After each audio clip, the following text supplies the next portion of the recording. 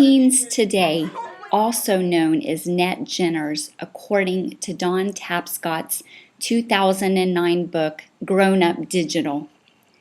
He found that net Jenners in relation to education want freedom in everything they do, from freedom of choice to freedom of expression. Entertainment and play in their work, education, and social life. Opportunities to collaborate and use relationships to accomplish things. Opportunities to be innovators. On a troubling note, only 69% of high school American students will graduate. Even more troubling is that only 55% of Black students and 58% of Hispanic students will graduate on average in America.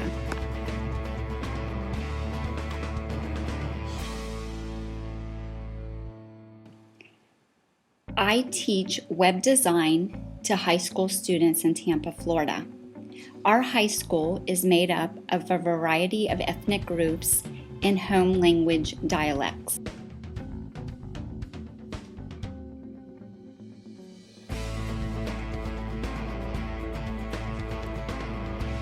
My 143 web design students also reflects a diversity of ethnic groups and dialects.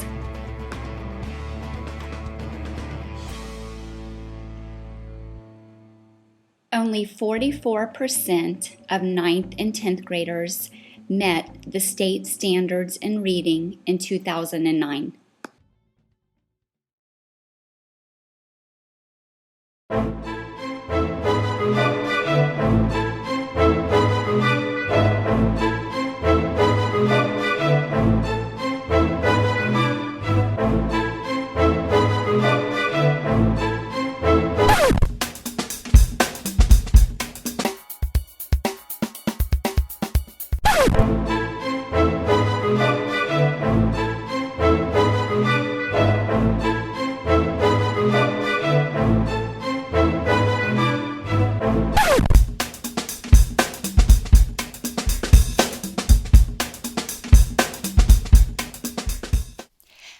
My journey began in October of 2008 when my Full Sail professor had me start thinking about the multiple intelligences of students, and then introduced me to Web 2.0, and more specifically had me start thinking about digital stories. In December 2008, with the help of my two 6th grade nieces, we produced our first digital story and posted it to TeacherTube. This provided an example for the students in my computer class who, in groups of 3 students, got together and produced their own digital stories, and of course, they were posted to TeacherTube. To keep from stepping in the mud and swimming his handsome new shoes. So What do you think about this digital story project that you've been working on the last couple of weeks? Well, I think it's a good way to work with your classmates and understand how programs work, and like Movie Maker, it's just a good program to use to make these stories that give visual effects on what your story's about instead of just reading and not understanding how it comes. Okay, and explain what you've learned as far as technology that you didn't know before doing this project. Well, I've learned how to edit videos, add music into videos, and import and export, bring photos into videos, titles and credits and stuff like that. How has it helped you understand what you're reading, like doing a digital story versus just opening up a book like an English class and writing a paper on a story? How does this help you understand what you're reading? It mostly gives you the visuals instead of all the boring, just plain stuff. Okay, and then now, do you have any ideas in your mind as far as for future schoolwork, for homework projects, or maybe even just in your personal life, how you can use a program like Windows Movie Maker? Definitely. I'm a big video game player, so I make montages, what they call montages. So I can edit videos and edit my clips that I recorded off of a capture card. Oh, yes. Mm-hmm. And I can edit those and make videos and put them together and make a big movie out of all my gameplay that I've done. Okay.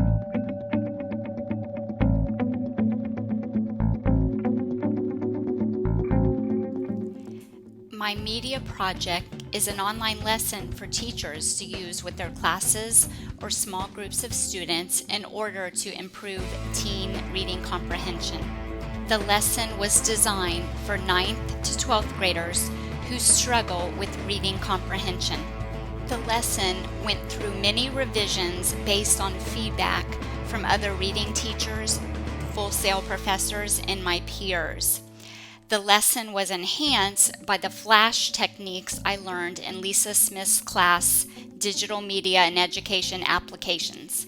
Many low-achieving, low-income high school students can improve their reading levels by creating digital stories based upon literature that is personally relevant to them.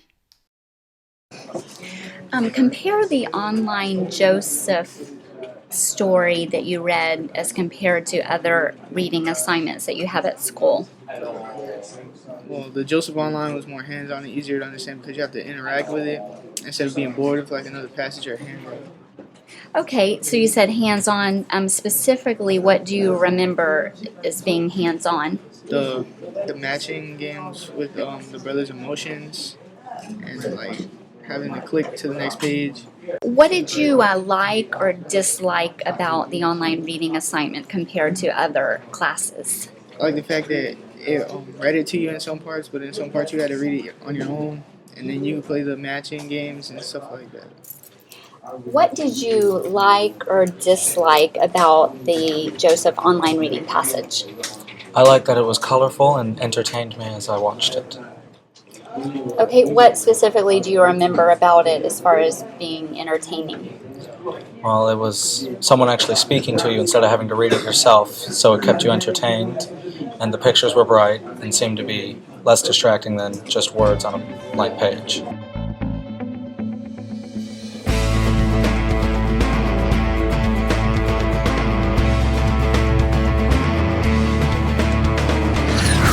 In your opinion, why do only 44%, this is less than half of our students, pass the reading portion of the FCAT?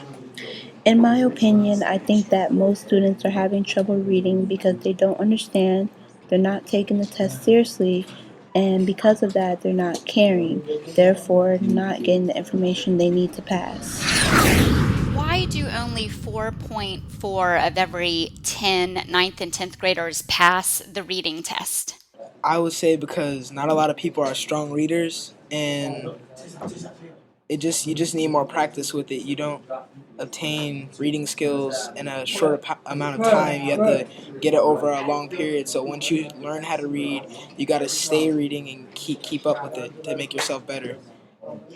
Okay, so you're just saying students just aren't reading books, not reading magazines, not reading articles. Not reading what'll help them get better, because a lot of people read like magazines. People read. I know my brother reads a lot of comic books, but that doesn't necessarily help you get better. You need to read things such as literature and things like that that'll help your comprehension skills. That'll help you pass tests.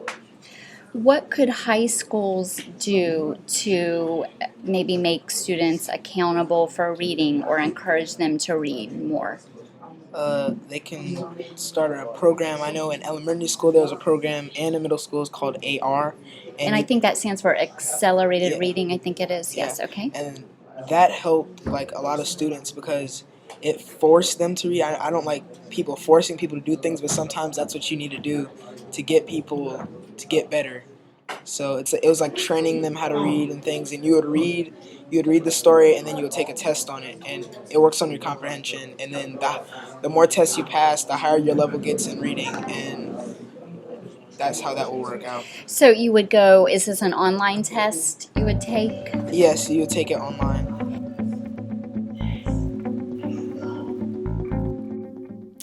The average score of the 22 students that took the Joseph Online Reading Test was 76%.